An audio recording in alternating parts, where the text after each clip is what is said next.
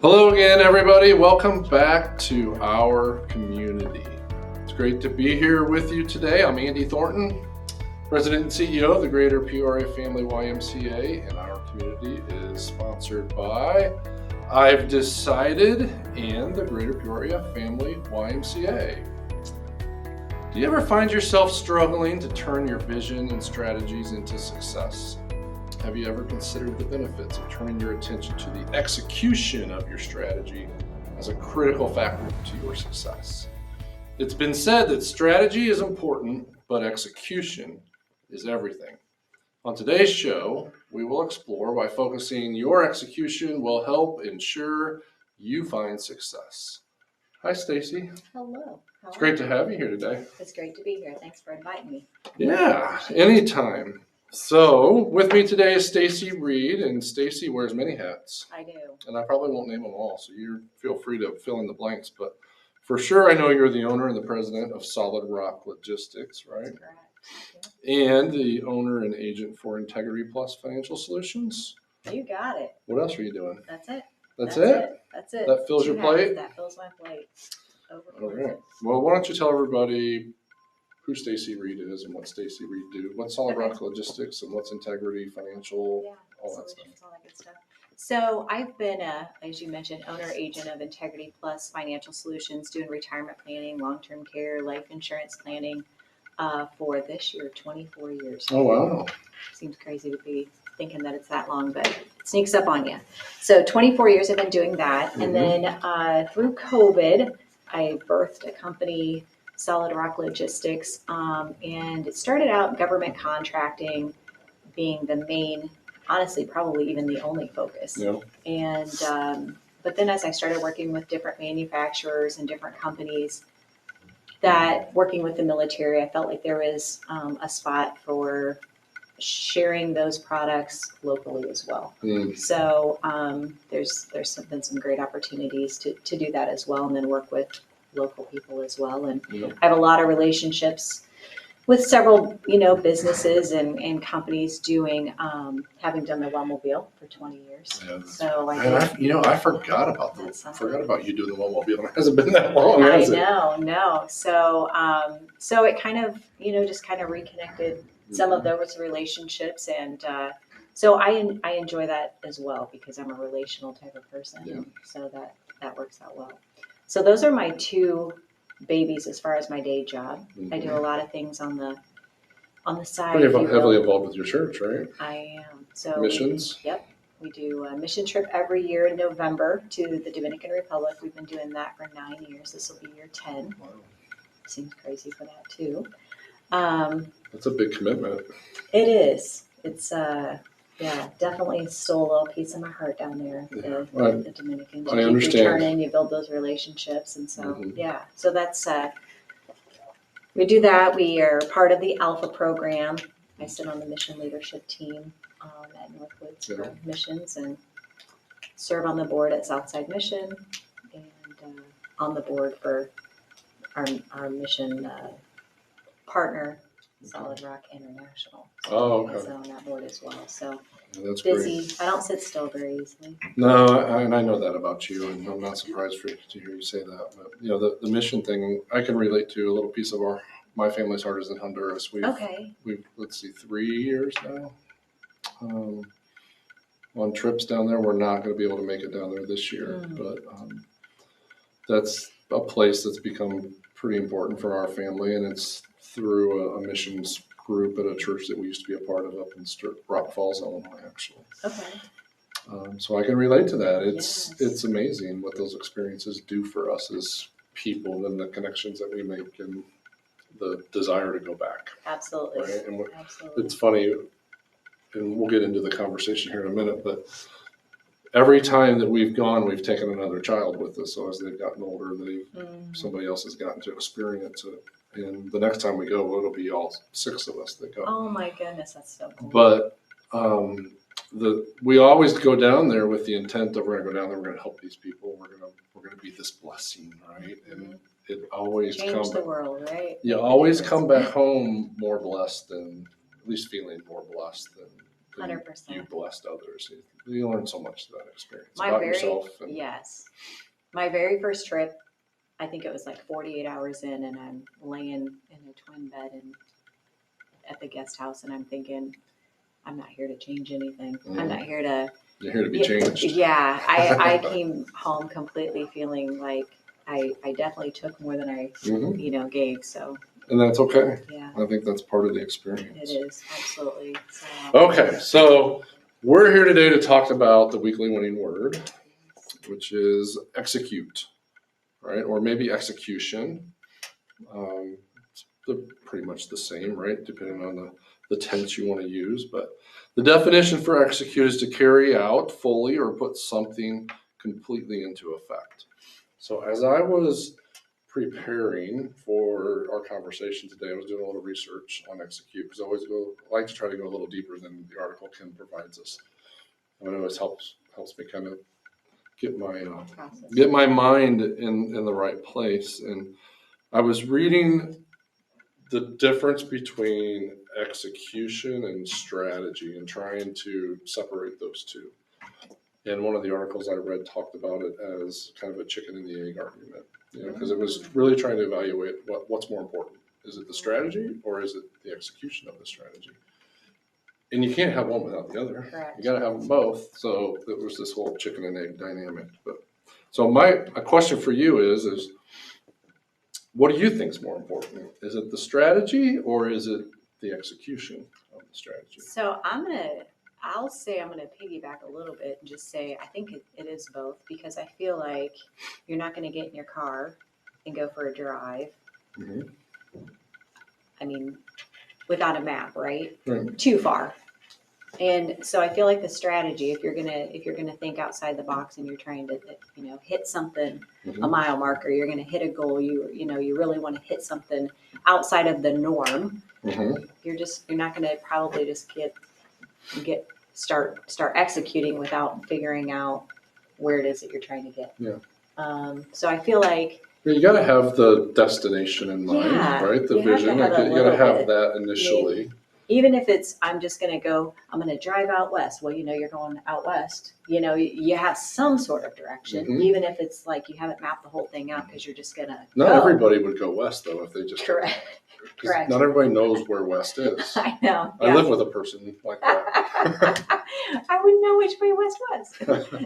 Do I turn right or left out of the drive? Yeah. But no, I would say both. I really do. I do feel like you need to have a little kind of goal set and Sure. some idea. How would you know what to pack? Are you going warm or cold or right? So. No, I think you make a valid point. You got to have at least the big idea, right? You got to have the vision, and to me, that's what the strategy is it's the vision, it's the destination, however you want to phrase it. But when I think about if I'm trying to weigh the importance of one or the other, doesn't matter how great the idea is. If I don't do something about it, there's no point in even having the idea because nothing's going to happen. Absolutely. So I would weigh the execution probably a little bit more importantly, but you can't have that without the strategy or, what are you trying to achieve? That's the question. So for me, execution is kind of where the action takes place. Agree. Right? Completely. And I think that's valuable. And I think when we're in that action mindset and we're trying to do something that is productive for achieving a goal, that's where we grow the most. Mm-hmm. Because it's going to be hard. Mm-hmm. And the old saying, anything you're doing is going to be hard, right? Or something like that. I probably didn't say that the right way. No, I would agree. I would agree that the execution part of things, I mean, that's where you're going to have to challenge yourself. That's where you're going to have to be accountable. That's where you're going to have your fears tested and your strength tested. Yeah. All those kind of things. So, but you're going to have to figure out what that's going to look like in order to hit this goal or in order Right. to make that happen. Right.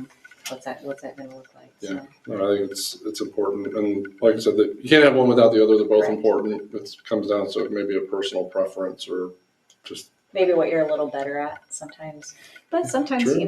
there's people that are really good at strategy and harder to execute, and some people are a little better at executing.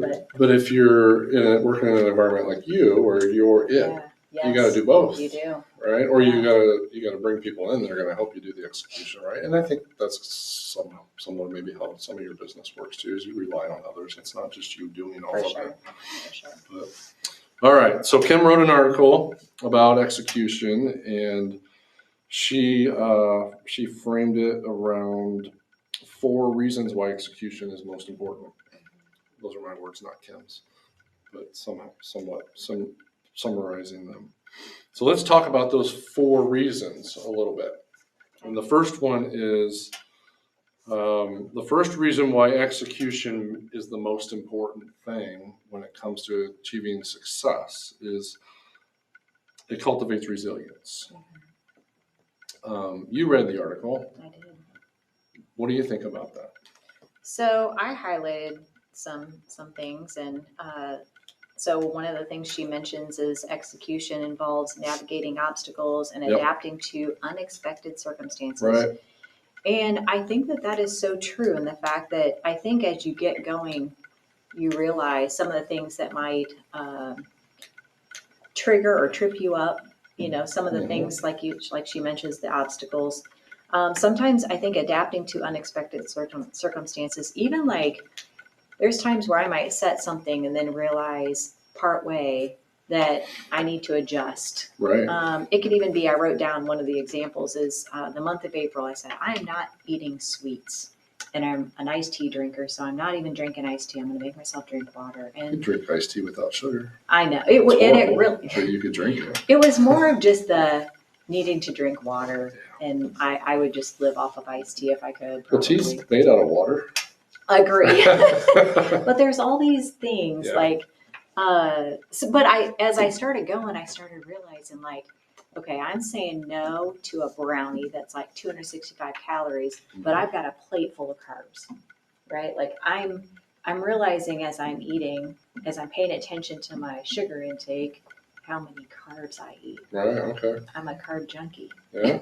So I like midstream thought I need to adjust this. Gotta make a change. I'm 2 weeks in. I told myself the whole month of April I was not doing it this way, or I was going to do it this way.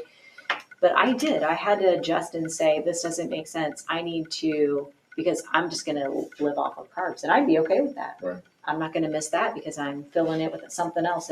But it's probably not going to make you feel better. No, right? No. And probably even worse. I mean, I'm saying, so anyway, I did. 2 weeks in, I thought I need to make an adjustment. And instead of saying no sweets, I need to say, let's count calories. Yeah. And then, you know what, you might say yes to the brownie, but you're going to say yes or no to something else. But as an example. But my point is as I started going, I realized I needed to make a little change. Yeah. I needed to adapt to something different because I wasn't answering what I needed it to answer by doing.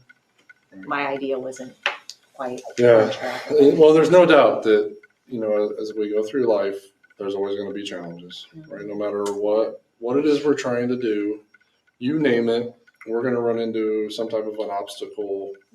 Some type of an unexpected circumstance, as Kim put it. It's always going to be there. And I think that I feel like this comes up in every podcast I'm a part of, and maybe it's just because it's always on my mind. But that's okay. We need to expect that. The important thing is what are we going to do about it? Or how are we going to respond to the obstacle? How are we going to respond to the challenge?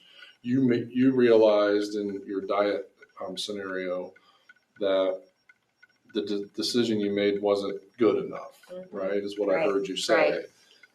And just because you made the decision to give up sweets doesn't mean you have to stick to that forever, right? Correct. When you have new information, you have a new realization, and now you got to make another change. And I think that that's extremely important. And I think that's what this resilience thing is all about. As we go through that process of overcoming obstacles and working around challenges and gathering new information and then making a change, that's where the resilience comes in, is because we learn that it's not so hard to adapt. For sure. Change is good. Yeah, absolutely. Right? And so many people get comfortable with who they are, what they're doing, where they're doing it, that any type of change creates fear. And I think that holds us back with that type of mentality. Absolutely. Yeah. So she also talked about rejection as an example. So I have a question for you.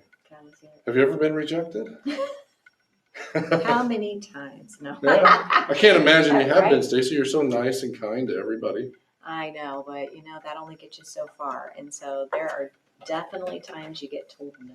Yeah, and that's exactly, what I think about when you talk about rejection. I mean, in your line of work, I mean, you're selling something. In both of those lines of business that you described, you're selling something.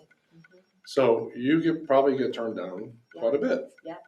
How do you respond to that? How do you work around that? How do you overcome that so it doesn't derail you? So I really think about if I'm going to set a goal for a quarter, and then I'm going to say this is the breakdown of what that goal needs to do. I need to do these functions in order for that to even be met. I'm not expecting all that to be a yes. I'm going into it knowing, and frankly, I'm going into it realizing too that if they all said yes, I'm in trouble because I probably can't even keep up with what I'm doing. Right. If I say I'm going to make 5 calls a day, if that's what it takes to, and in this quarter that means it's going to be 300 calls. I'm probably hoping maybe not all 300 say yes, well, sure. Right? Mm-hmm. I mean, you think, no, you do, right. But do you? Because it's already hard enough to make that commitment and make that a reality.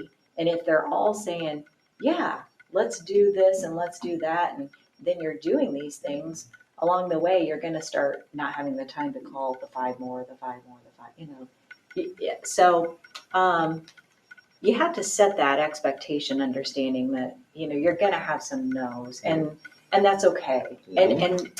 And listen, we live in a great big community that I can't be there for everybody right. As much as I'd love to. And I probably right. Try to. But... So what I'm hearing you say is your mindset is you expect it.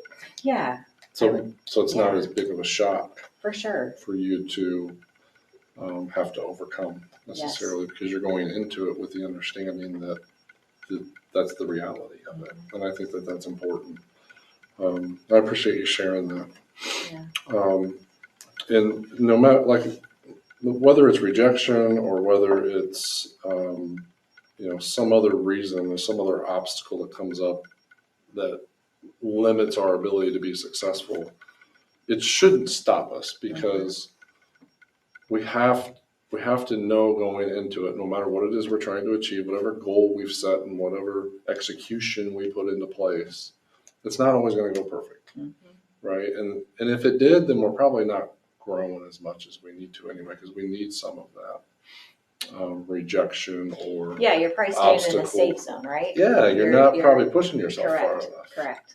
You need to have a little bit of that. Yeah. I think that's a good point. Yeah. And I wrote down, one of the things I wrote with the rejection is you mentioned the word fear, and that I think those two kind of go together, because when there's a rejection, I think there's a trigger that sometimes we have that fear of, okay, what if the next X amount of calls go this way, or whatever that looks like, whether you're emailing or whatever that looks like for each person. But I think there is a sense of fear that comes with that rejection, and then you almost feel a little stuck. Yeah. Like, am I supposed to be doing this? You start questioning, am I doing it right? Am I good enough? Your mind can really go, lots of places. But I think that's why we have to have the mindset going into it, that it's not going to go the way we lay it out necessarily. There's going to be something that changes the strategy in some form, sometime, whether it may just be new information that you gather that forces you into a change, but you got to know that what I'm putting in place today and starting to work on is going to change. Absolutely. And you got to be open to change. If I stayed on a flat track and just walked, really, how much growth? There's going to be some, right? Yeah. But it's those little inclines that you go, oh boy, that was killer on the legs, that really make you. And I think that goes along with this. It makes you stronger in the long run to have some of those things happen. Absolutely. So the other thing was when we're focused on execution, it helps us to build momentum. And I think that's absolutely true. And I think the best way to approach building momentum is, when we develop strategies, we just started doing this at the Y over the last year, working with my staff. We just went on a retreat to a camp and started to do some planning. And we started to approach it a little differently this time around because we've always had goals and strategies, but I've been reading this book called Measure What Matters. It's written by John Doerr. A good friend Matt George turned me on to it. And it really talked about the importance of breaking your strategy down into smaller, manageable goals. And so we've taken that mindset too of focusing on, we know the strategy. The board has set the overarching strategy for the organization. I have goals that I need to achieve as the leader for the organization. And everybody else has to kind of build their goals and strategies based off of what's the ultimate goal, right?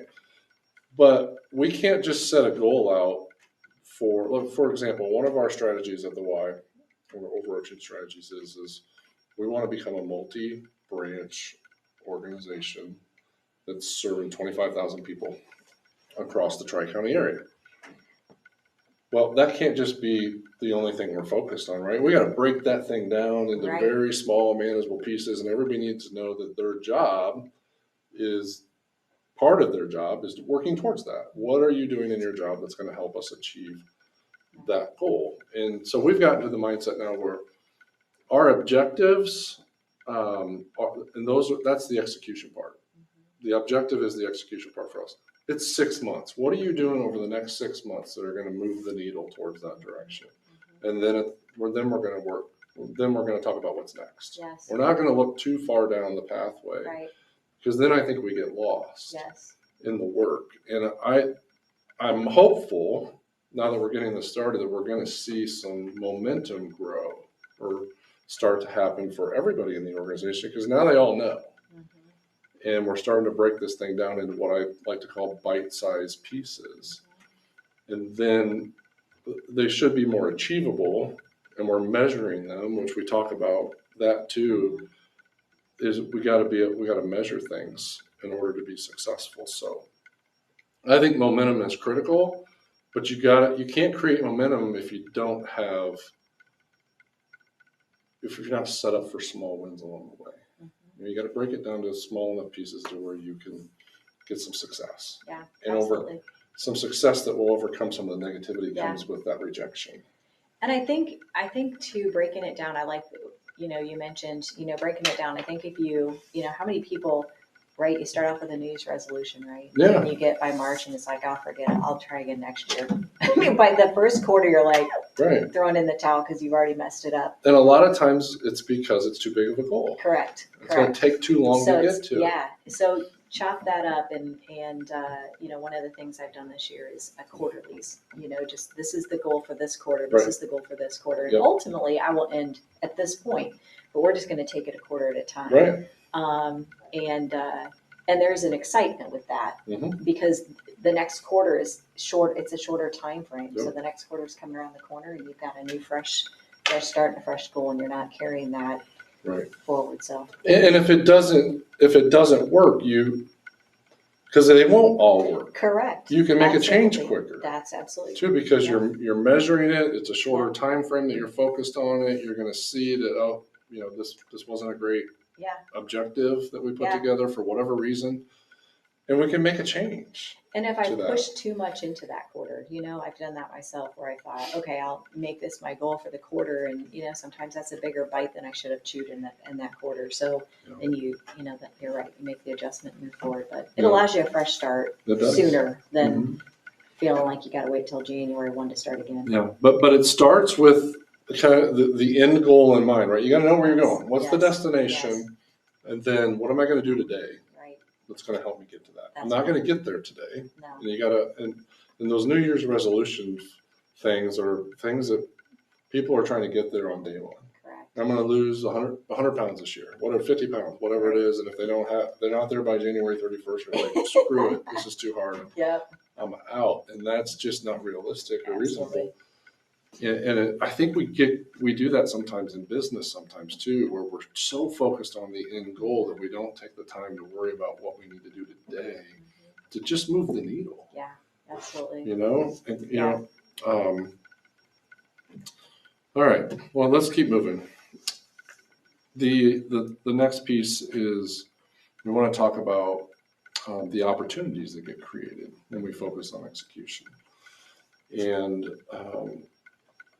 I think that, you know, when we're focused on execution so the smaller goal, we're in the work, we're doing the action, it does create more success for us. And I think it also opens doors for opportunities. And in my example of the why, I'm finding that already, and we're just a month or so into it because we've told everybody what we're doing. And when people know what you're doing, people know where they might be able to help. Yes.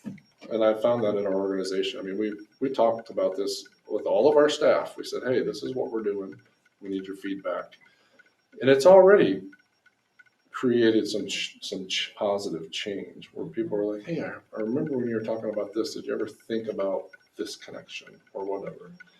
And I think that it does create opportunities for us as we dig in and really focus on Absolutely. the work in smaller pieces. I would absolutely agree with that. There have been opportunities and things that have happened because you've reached out to one person. We've made that not just a connection, not just the opportunity that was at hand, but now you're building a relationship with that person, and that person is now engaged because now you've had that conversation. They're like, oh, this is what you're doing. You know, this is how it not only fits me, but I feel like it would be a really good fit over here as well. And I know these people, and I know whatever that looks like. But I feel like it deepens because there's relationships that grow and build through, you know, what you think was just a phone call or a simple task, and that becomes, you know, a little bit more. Yeah, and I think that's another part of, you know, the goal setting piece is you need to spend some time thinking about where are there potential partnerships that can be created, or who do I know that might be able to help me achieve this, and I need to make sure that they know that I'm working on this because they might be able to help. And when you do that, it works every time, at least it has. When people know what you're focused on, there's always some benefit to that. If you're just doing it by yourself in a bubble, you're going to really struggle because we need the support of our friends and our community to help move us forward. Absolutely. Without a doubt. I think it's extremely important. And I think sometimes we get so focused on the goal, we forget about who's with us or who could potentially be with us. Yeah. And that's important. And as we do, and as we lean into those opportunities, then new goals and new strategies become a part of it. So it's all part of the evolution, I think. Yeah. And then the last piece was around the importance of, when we're focused on execution, it holds us accountable. And this whole time we've been talking about goal setting. If we don't have goals and if we're not measuring them, we're not holding ourselves accountable. That's the way I look at it. Yeah. So you've heard of Peter Drucker, I'm sure, right? Yep. Well, he's been given credit of the famous saying of what gets measured gets done. And there's no truer saying in the world than that, I don't think, especially when it comes to successful business or successful goal achievement. If you're not measuring it, you're probably not going to achieve it. And I think that that's critically important. The accountability piece is maybe the most important part of all of this. Absolutely. This year, one of the things that at the beginning of the year, end of last year, however you want to look at it, but I went into the year, I've always been a spreadsheet person. I've always tracked a numerous of things. My family even will joke, you know, about Stacey probably has a spreadsheet about this, you know, because that's just me. Yep. And I like them too. Yeah, I get it. And I'm sure anybody in business probably, that's your go to, but I feel like the more, and it takes time to keep them relevant, Sure. right? I mean, you have to put the time into a spreadsheet to make it, if you're tracking something, the only way that's going to work is if you're putting the time into the spreadsheet. You got to have a formula, right? Right? Yeah. And For sure. but it's also holding you accountable, I believe, as well. It's helping you to visually see, are you on the mark, are you not? Yeah. Where, directing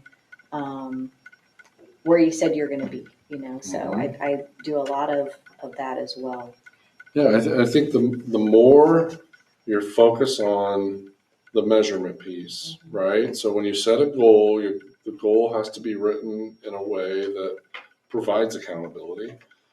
So the goal that I shared about the organization is not an accountable. I mean, that it's hard to measure that in a way that we're going to build success, is why we have to break it down.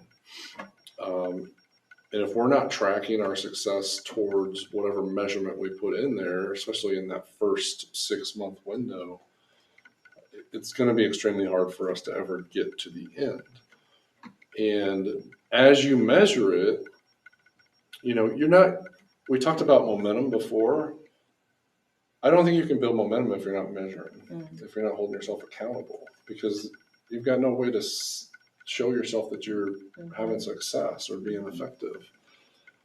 And then as you share that with other people and they know what your goals are, there's even more accountability there too, right? So Yes. When you speak something into existence and say it in front of other people, then you just kind of put yourself on the line a little bit. You absolutely. And for me, I like that. Yeah.